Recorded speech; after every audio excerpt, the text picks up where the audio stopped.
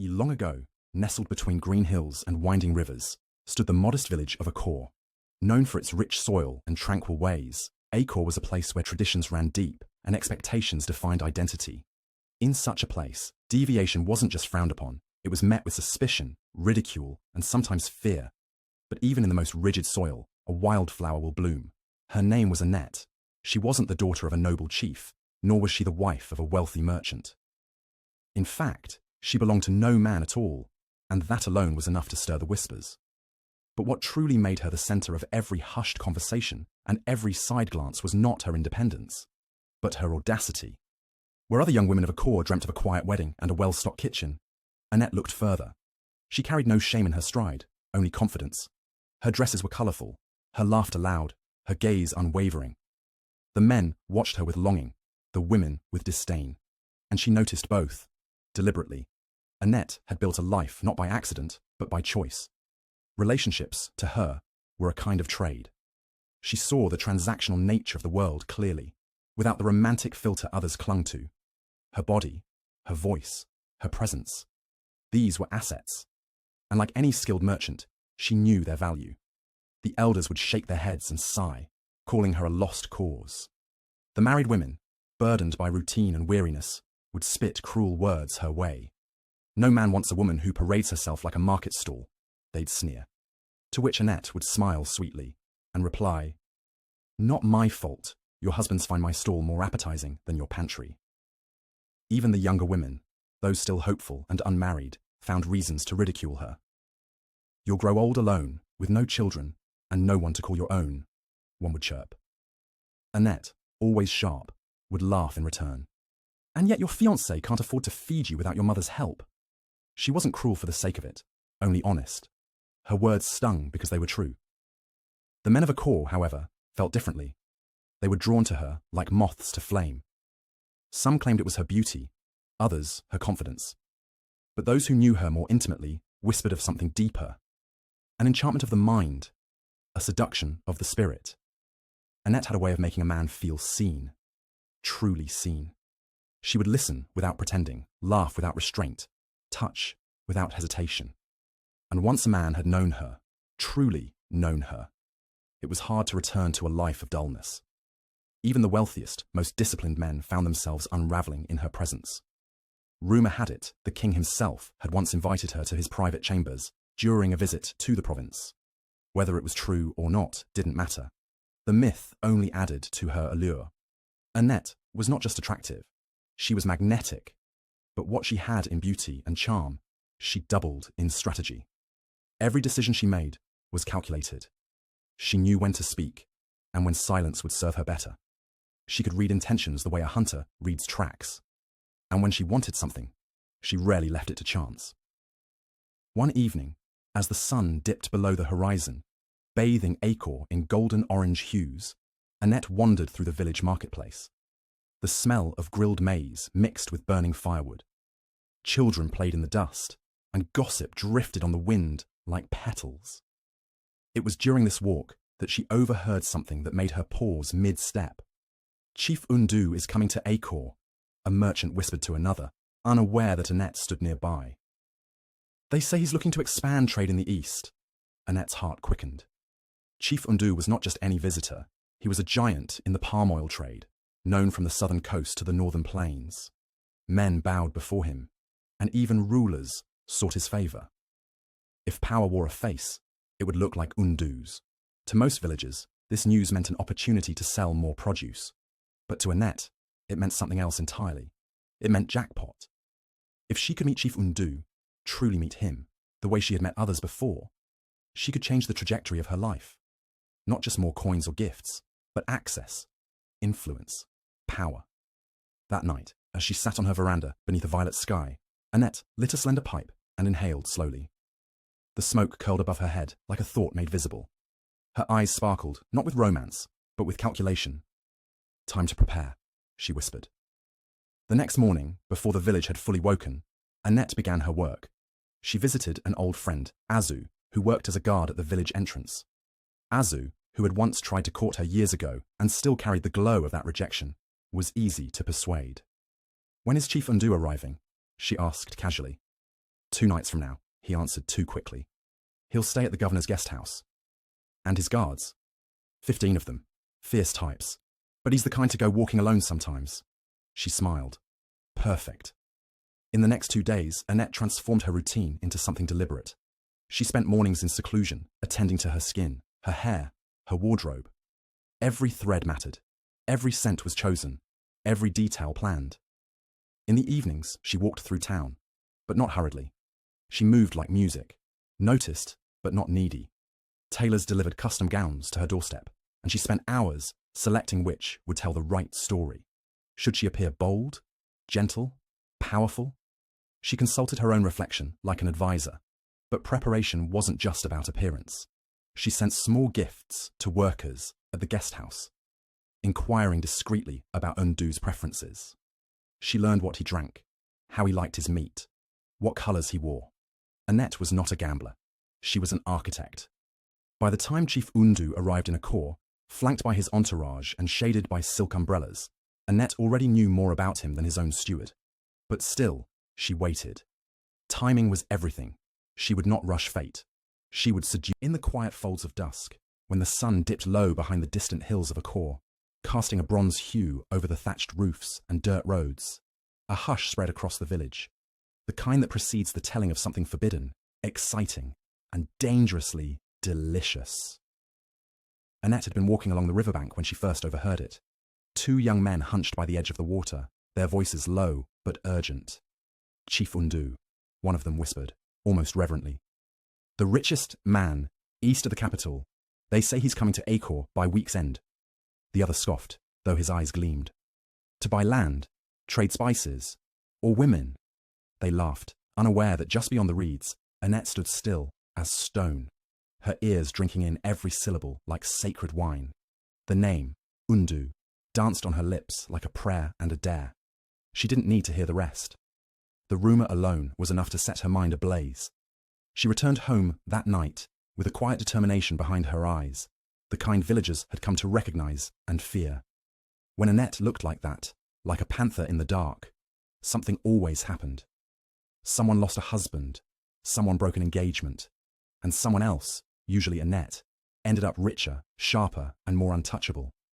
This time, she didn't gloat or tease. There was no need. She moved like a strategist, silently assembling her army of information. The very next morning, before the dew had fully evaporated from the leaves, Annette summoned her 2 most trusted informants. Mama Eku, the village herbalist with ears in every household, and Duro, a lean and nimble boy who ran errands for merchants and heard things others weren't meant to hear. Find out everything, she said simply. When he arrives, where he stays, who speaks to him first, what he likes to eat, wear, drink, or touch. They nodded without question.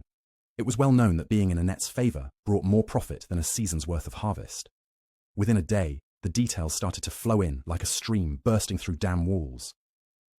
Chief Undu would be arriving in 3 days. He would stay in the old colonial guest house at the far end of the village, the only place with furniture grand enough for a man of his stature. He was coming with 10 guards, 5 servants, and a chest full of palm oil contracts, hoping to acquire land and labour. And most importantly, he had recently lost his wife. The final detail caught Annette off guard. Widowhood had a way of remaking a man, softening his gaze or hardening his soul.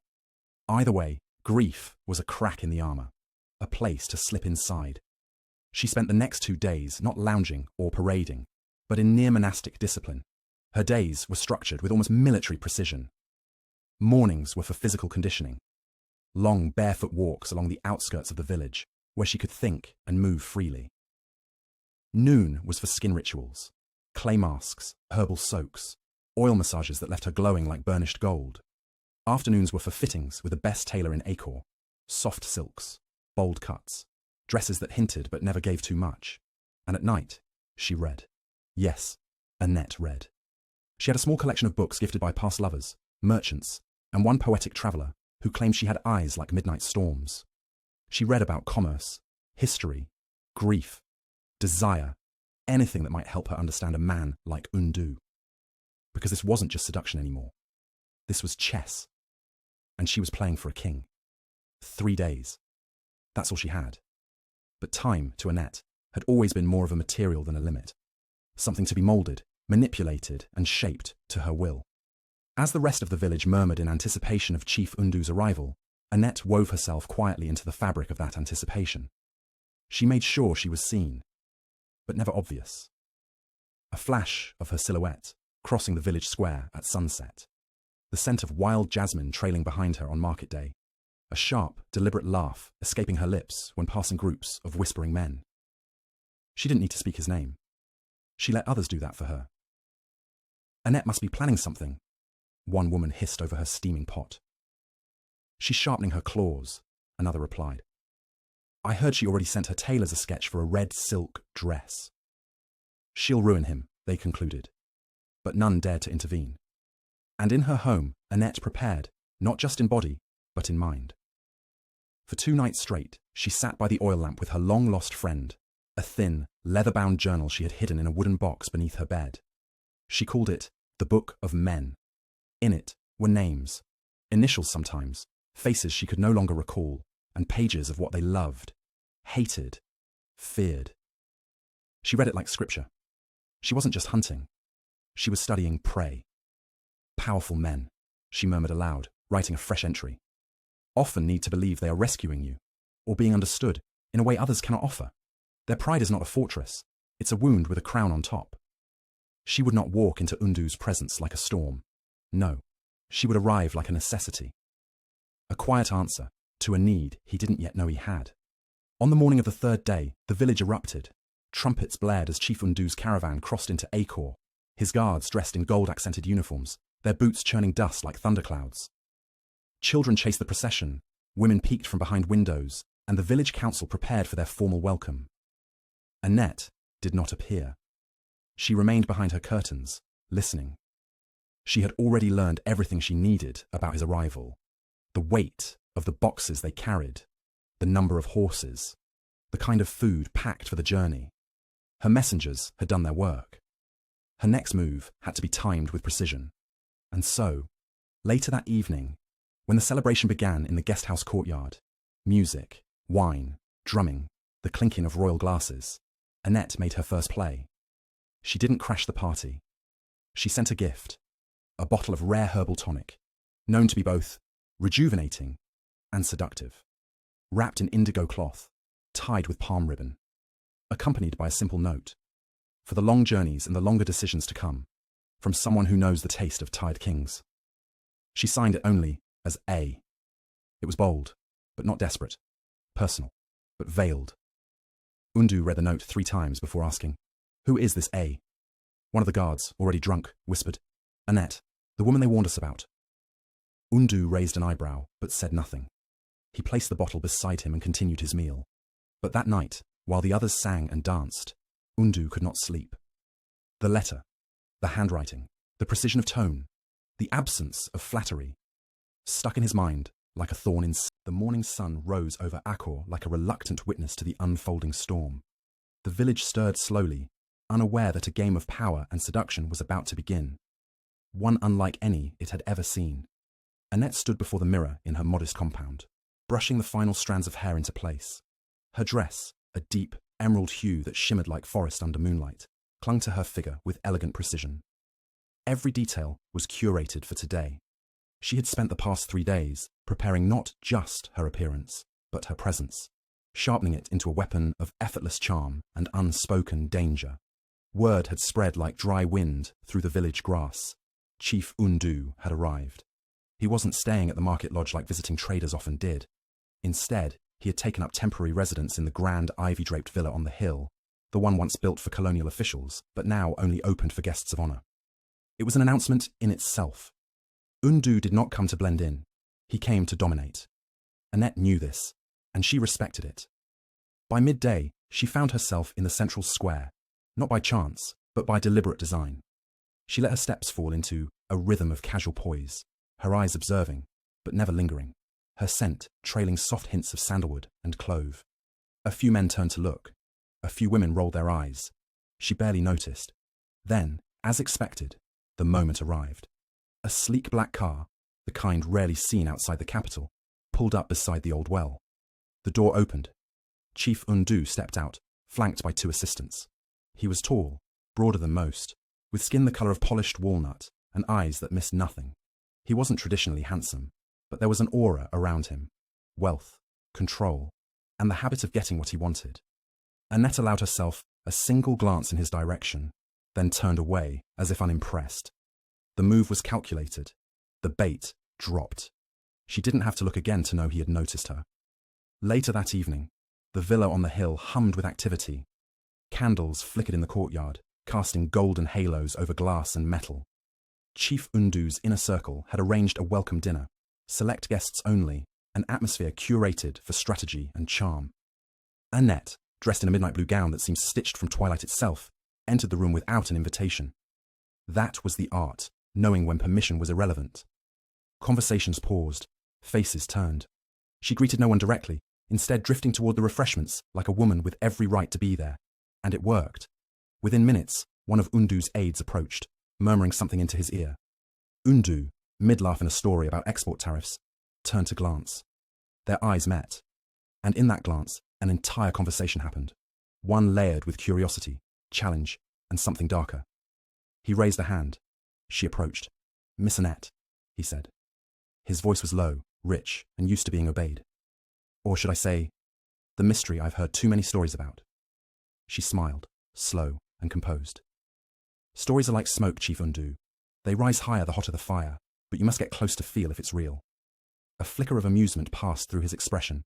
Then perhaps I'll test the temperature for myself. They talked for an hour, perhaps more.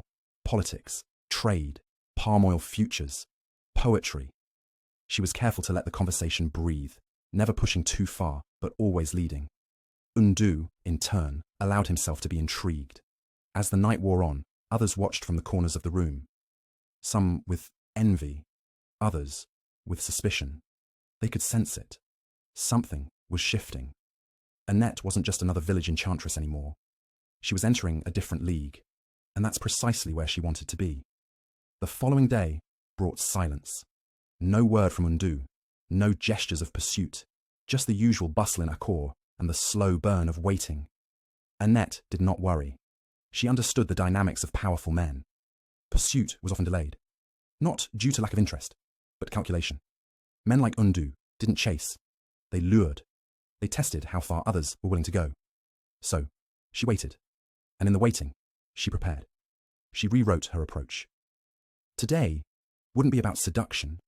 It would be about symmetry. She would present herself as an equal, not a distraction. Someone who didn't just want things, but who could bring value. By afternoon, she learned through her network that Undu would be touring the old oil mill, reviewing its expansion for potential investment. That was her opening. Dressed in a simple but elegant linen dress, her hair tied back in a modest knot, Annette arrived at the mill before noon. She didn't walk in grandly this time. She stood by the perimeter, chatting with local supervisors, asking intelligent questions about the drying process, the yield percentages, the supply chain gaps. Undu spotted her within minutes. He walked over, flanked by 2 advisors. "I didn't expect to find you here," he said. "I came to learn," she replied, without hesitation. "I heard you might turn this place into something larger. I thought it would be useful to understand it before others do." A pause, then a nod. "Walk with me." And so they walked, past machines groaning with effort, past piles of palm nuts and drying pits. He spoke, she listened. She asked questions, not just about logistics, but about vision, about legacy, about how he saw Akor fitting into the empire he was clearly building. By the end of the tour, Undu looked at her differently, not as a woman, not as a plaything, but as something far rarer, an asset. The days that followed were unlike anything Annette had encountered before. She had spent years mastering the art of interaction, how to control it, turn it, wrap it around her little finger. But with Chief Undu, the rules were shifting, not because he was beyond her reach, but because, for the first time in years, she couldn't read the full script ahead. Undu was not like the other men. He didn't shower her with praise, didn't demand or flaunt, didn't try to own her as others had. He was observant, patient, and it unsettled her in a way that didn't show on her face, but that whispered through her thoughts at night, like cold wind. They met more often now, always under the pretense of business. He would call for her with his assistant, or she'd be invited to attend meetings where her presence felt simultaneously out of place and silently sanctioned. And each time, their conversations danced a little closer to the edges of intimacy. But nothing explicit was ever said. He never touched her. That was what made it dangerous. One evening, they sat on the veranda of the villa, facing the horizon where the palm trees met dusk. Undu swirled his drink slowly, then spoke without turning to her. You know, when I first heard about you, I thought you'd be a temporary amusement, a story I could tell other chiefs over brandy. Annette's lips twitched into a smirk. And now? Now I think you're a mirror. He turned to her. And I'm still trying to decide whether I like the reflection. That silence between them thickened. She met his gaze and held it. There are many kinds of mirrors, Chief, she replied. Some flatter, some distort, some expose. And which one are you? She leaned forward, eyes narrowing like an ember drawn by wind. You'll have to stand closer to find out. The game had shifted, no longer about seduction. It had become something quieter, more potent. Influence. Undu began asking for her opinions in meetings. Not often, not directly, but just enough that the other men in the room noticed. She would offer insights, challenge assumptions, point out gaps in trade routes or hidden local tensions. At first, they scoffed, then they listened. It became clear, she wasn't just a woman, she was a strategist, a storyteller, a thinker. But every rise comes with shadow. As her influence grew in Undu's circle, so too did the hostility from others. Whispers began in the market, that she was using her body to climb, that she was bewitching the chief, that she'd bring ruin, as all temptresses eventually do. Annette ignored it, she always had. But when she returned home one night to find her compound door defaced with crude drawings and red clay smeared across the threshold, a cold weight pressed on her chest. This was different. This was fear. She stood before the door in silence for a long time. The moon above was sharp, merciless. Then she stepped over the markings and entered, alone. That night, she did not sleep. The walls of her compound, once symbols of her independence, now felt like paper. Vulnerable. Thin. She remembered the warnings her aunt used to whisper when she was a child. If you dance too long with power, it forgets you're human. And for the first time in years, Annette wondered, had she pushed too far? Not with Undu, but with fate. She stared at the ceiling and let her mind trace every move she'd made, every smile given, every truth withheld. She had always believed she could outmaneuver anything. But power, once drawn, attracts more than admiration. It calls predators. 2 days later, she was summoned to the villa again. No explanation. She dressed carefully, choosing a soft grey robe with embroidered sleeves, humble yet regal. She wore no makeup, let her face carry its truth. When she arrived, Undu was waiting alone in the study. He gestured for her to sit. She did, hands folded. Without preamble, he spoke. There's talk, rumours. Some of my partners are growing uncomfortable with how visible you've become. She nodded. Of course. You're smart. Too smart to pretend this path wouldn't spark resistance. Power always does, she replied. Undu studied her. What do you want from me, Annette? The question landed heavy in the room. She met it with stillness. Then, finally, I want what I've always wanted. Freedom, leverage, and the chance to matter on a scale I've never been allowed to. Undu exhaled. Slow. You already matter. But not in your world. Not yet. Silence again. Then he stood, walked to the window, and stared out into the dark. When I leave a corps, he said, I'll be taking several people with me. To train, to work, to rise. I want you among them. Annette froze. This was not just an offer. It was a gate. But it also came with a cost. To leave a corps was to abandon her roots. The place where she'd made herself into something feared, admired, unforgettable. And yet, this was the empire she had dreamed of touching. She stood, slowly, walked to where he stood. When? She asked. In a week. Her fingers trembled, but she didn't let it show. I'll be ready. Back in her compound, Annette packed slowly that night. Not her things. Not yet. She packed her memories. Each fabric, each bracelet, each note scribbled in old journals. She handled like artifacts, not because she mourned them, but because she needed to remember who she had been, to carry that version with her into the unknown. The village would never see her the same again. Some would say she sold herself. Others, that she manipulated her way into wealth. A few, maybe only a few, would remember the girl who walked through shame and laughter like it was nothing but morning mist. But none of that mattered. She was going. And what lay ahead was not survival, but transformation. The week that followed felt unreal, like a dream unraveling in slow motion. Annette moved through the village like a ghost, part shadow, part memory. People stared more openly now, some with awe, some with contempt. She no longer responded. Her gaze remained fixed on the horizon. For the first time in her life, she was not chasing power. She was preparing to walk into it. 3 days before Undu's departure, she received an unexpected visitor. It was Malika, a woman she hadn't seen in years. Once a seamstress, now married to a mid-level trader, Malika had long avoided her. But now she stood at Annette's gate, eyes hard, arms crossed. Annette opened the door herself. "You have something to say?" she asked, calm. Malika stepped forward. "I came to see if it's true, that you're leaving." Annette held her gaze. "It is." There was a long silence, and then Malika spoke with steel in her voice. "You used to scare us, the way you moved, the way men looked at you. We hated it. You made us feel small." Annette blinked, but said nothing. "But now," Malika continued, "I think maybe you were just braver than we could be. You wanted more, and you took it." Annette's lips parted slightly, the first sign of surprise. "I didn't come to forgive you," Malika added, her voice softening, "or to ask for your blessing. I just wanted you to know. Some of us see it now. What you did." Then she turned and walked away, leaving Annette frozen in the doorway, heart caught between old armor and something tender. The night before departure, Undu hosted a private farewell dinner. It was intimate, just 10 people. His closest allies, a few advisors, and her. Annette wore white, not for purity, but for clarity. She spoke only when spoken to, smiled only when needed. Her presence alone drew attention, not loud, not flashy, but deliberate. She no longer needed to perform. She had become. As the night drew on, Undu raised a glass.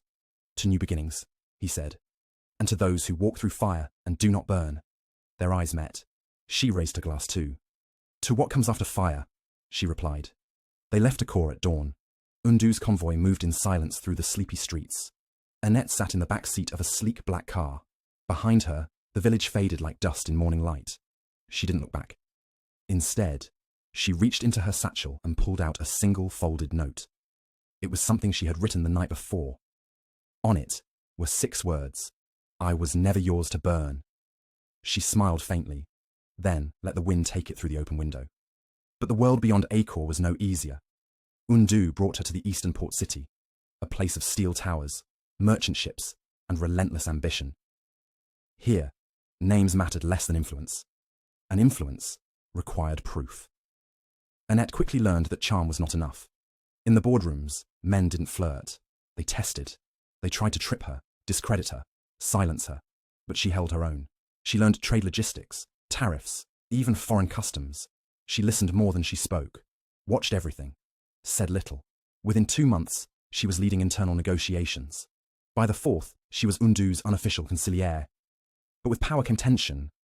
Some questioned her role, others feared it, and one, an advisor named Ikene, began moving against her.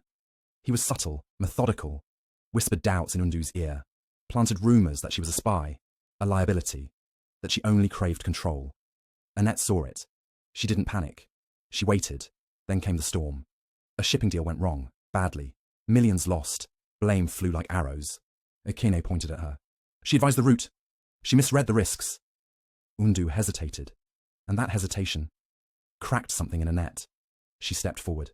"No," she said. "I was given half the data. Ikene's office handled the cargo origin. Check the manifests." A beat of silence. Undu ordered the records pulled. Hours passed. The truth emerged. Ikene had doctored figures to reroute funds. The loss was his doing. He was removed quietly. No scandal, no noise. But the look in his eyes, as he was escorted out, told Annette one thing. He would return, in another form, as they all do. Power never dies. It just changes masks. After that, Undu summoned her privately. He sat in a darkened room, glass in hand. "You've won them over," he said. "I didn't come here to win," she replied. I came to build. He looked at her for a long moment. I have a question, he said finally. Do you trust me? Annette felt the weight of it. She thought of Acor, of red clay on her threshold, of Undu's first words. I thought you'd be temporary. And then she said, no, not entirely, but I respect you, and that's more dangerous. He laughed, not cruelly, but deeply. Fair enough. Months passed. Annette's name began to carry weight, not as Undu's shadow, but as her own force. She was invited to speak at trade councils. She sat on regional development boards. She had become at last more than rumour, more than beauty, more than strategy. She was power in motion.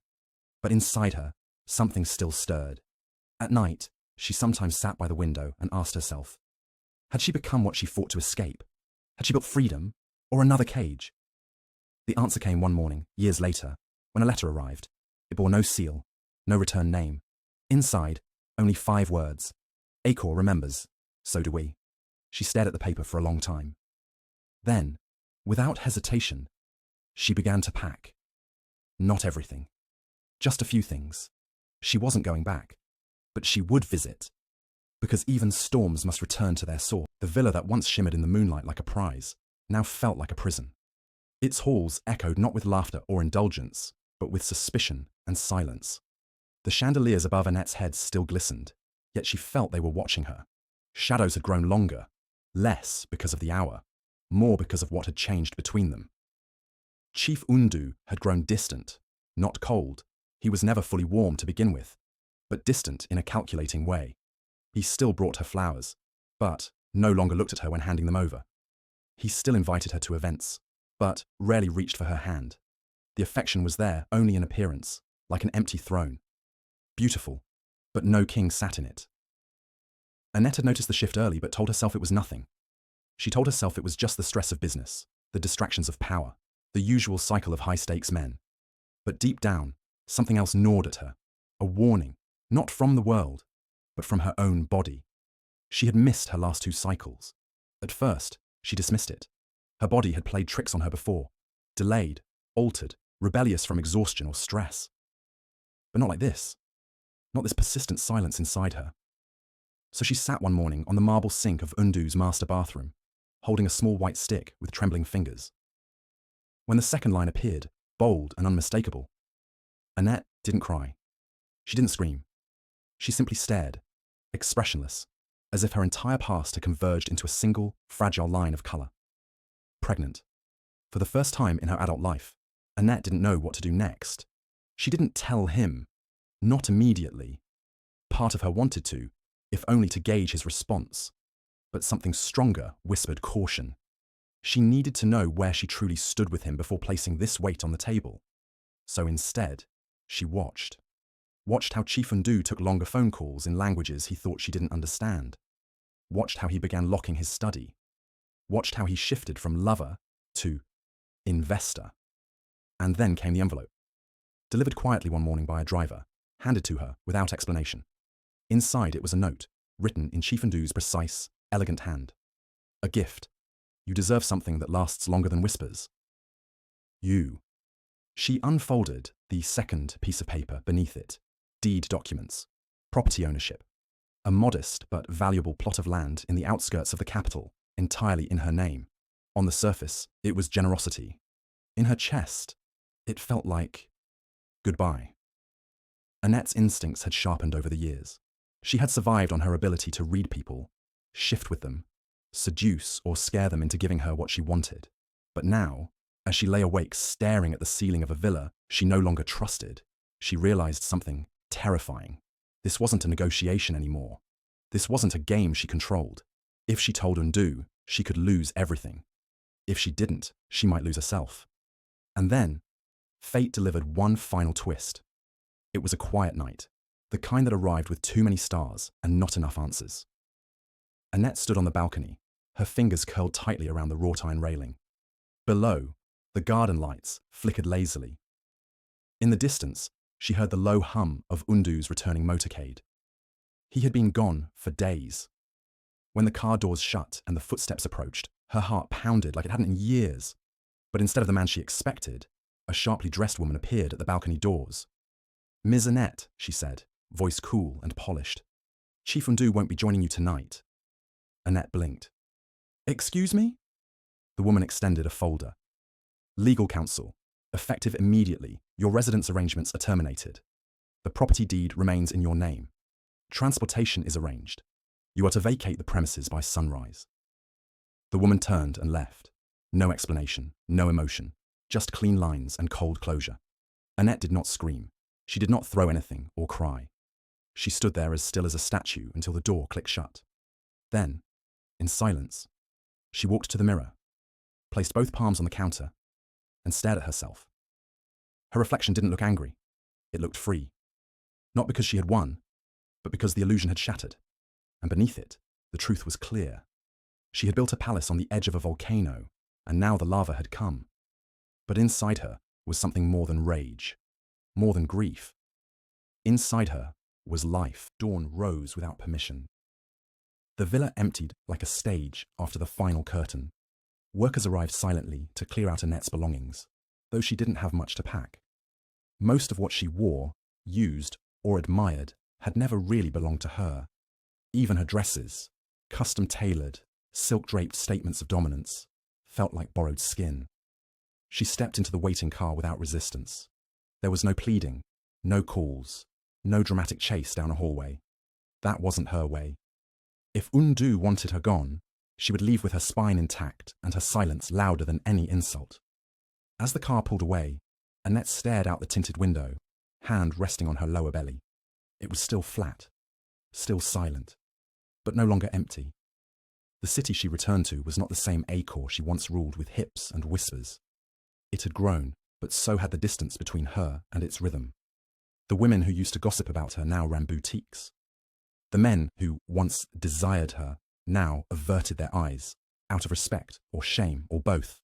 She rented a small apartment on the edge of the market. Nothing grand, just walls that were hers. A space to think, breathe, disappear. In those early weeks she did not chase Undu. She did not make threats or try to reclaim her throne in his world. Instead, she turned inward. Each morning she sat on the rooftop, her palms pressed to her stomach, listening. Not for a sound, but for a feeling. Some days it felt like guilt. Other days, like a seed cracking open. It was during one of these dawn vigils that a knock came at her door. Not loud, not urgent, just intentional. When she opened it, she found someone she hadn't expected. Mami Ade, the village's oldest midwife and former herbalist, once the target of Annette's mockery in her younger, flashier days. I heard, Mami Ade said, stepping inside without waiting to be invited. Heard what? Annette asked cautiously. That you carry something now, and that the one who gave it to you has carried himself away. Annette stiffened. It's none of your business. The old woman looked around the room, her eyes scanning the quiet poverty, the collapsed ambition. No, child, it is my business, because while you were busy seducing power, you forgot that power is not love, and love is not transaction. Annette said nothing. Mama Ade sat, folded her scarf neatly, then looked her in the eye. Do you want this child? The question landed harder than Annette expected. No one had asked her that. No one had cared to. She lowered herself into the chair opposite her. I don't know. I only know it's here. And I don't want to be the kind of woman who runs. Then you won't, Mummy Ade said.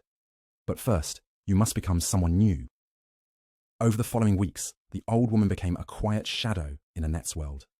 She came every other morning, bringing herbs, porridge, knowledge, silence. She didn't pry, didn't offer miracles. She simply witnessed Annette in her most raw state. And slowly, Annette began to shift. She stopped wearing red lipstick, not because she rejected her past, but because she no longer needed to declare herself. Her power, she realized, had always been more than her walk or her dress. It was in her mind, her resilience, her refusal to vanish. She started writing in an old notebook, letters to her unborn child, reflections on the empire she once chased, lessons she had paid for in blood and pride. She began to think less about Chief Undu, and more about who she would need to become to raise a life without bitterness. And then, one night, the past knocked again. A car pulled up outside her apartment, black, sleek, familiar. She saw him before he knocked. He stood there in his usual quiet authority, but this time, something in his face was unsettled. When she opened the door, He spoke first. I made a mistake. Annette blinked. Which one? I thought I could remove you from my life like a number off a ledger. But I've been haunted. He looked thinner, eyes more hollow, less like a chief, more like a man. I'm not here to take anything from you, he added. Only to say that I was wrong. Annette didn't invite him in. She didn't fall into his arms. She simply stood in the doorway, hand resting on her stomach, the way a woman might protect her future from her past. I'm pregnant, she said. Undu's face tightened. For a second, something like regret flickered in his gaze. Then he stepped back. You're stronger than me, he whispered. And then he left. This time, for good. The months that followed were a slow reckoning, a delicate dance between fear and hope. Annette grew not only with child, but with a new sense of purpose. The sharp edges of her past, the relentless hunger for power, the betrayals, the empty victories, began to dull. They didn't vanish, but they no longer defined her. Instead, she found strength in things that once seemed small and fragile. She spent mornings on the rooftop watching the city awaken beneath her. The markets, the children running barefoot, the old women selling herbs and dreams. Acre was alive and messy and beautiful in its own stubborn way, and Annette felt herself part of it again, not above it. The old notebook filled with letters, thoughts, and questions. Sometimes she wrote directly to the child growing inside her belly. Words of love, apology, promise. You will know that your mother was once a queen of storms, but storms do not last forever. You will learn how to dance in the rain, how to find peace when the thunder roars. In the quiet moments, Annette would cradle her belly and whisper stories, not of power or wealth, but of kindness, resilience, and the courage to begin again. Despite the heavy silence between them, Annette's life was no longer lonely. Mammy Ad remained a steady presence, a reminder that life's fiercest battles are often fought with patience, faith, and humility. She introduced Annette to a small circle of women, healers, mothers, artists, women who knew how to nurture strength without violence. They didn't ask about the throne she'd lost, or the men who betrayed her. They asked only if she was well. And slowly, Annette started to heal. One evening, as the sun dipped below the horizon, Annette stood before a small fire outside her apartment, the warm glow flickering against her skin. Around her, the women gathered, sharing laughter, tears, and songs that had been passed down through generations. Her hand rested on her belly, now rounded and undeniable. A young mother beside her smiled and said softly, "You will be a good mother. You have already learned the hardest lessons." Annette nodded, a tear tracing down her cheek. "I hope so, more than anything." Then came the day when the city called again, not with threats or demands, but with a whisper of possibility. A letter arrived, carried by a courier who refused to speak of its sender. The envelope was simple, bearing only a seal she recognized, the emblem of Acre's council. Inside, a single sheet of paper. Your strength is remembered. When you are ready, the city will welcome your voice once more. Annette read it twice, then folded it carefully and placed it in her notebook. She didn't answer immediately. She wasn't sure if she wanted to reclaim what she lost or redefine it. Months later, under a sky heavy with stars, Annette gave birth. The child's cry was fierce, a new thunder in the quiet night. She held her baby close, feeling the fragile, wild spark of life against her chest. In that moment, the years of pain, ambition, loss, and learning converged into a single, clear truth. Power was never about dominion or fear. Power was about love, the love to protect, to nurture, and to rise, even when broken. The weeks after the birth were a time of stillness and fierce devotion. Annette never returned to the villa. She never sought out Chief Undu again. Instead, she built a home from scratch, walls filled with laughter, stories, and soft lullabies. She whispered promises to her child under the moonlight, teaching not just how to survive, but how to live fully and freely. And when the city called again, this time Annette answered, not as a queen of storms, but as a woman who had weathered them and found peace beyond the thunder. She stood before the council, no longer with the fire of ambition, but with the calm of wisdom. Her voice was steady, her presence undeniable. She spoke of a new kind of power, one born from vulnerability, respect, and shared humanity. The council listened. The city changed. And Annette, at last, found what she had sought all along. Not a throne to rule, but a heart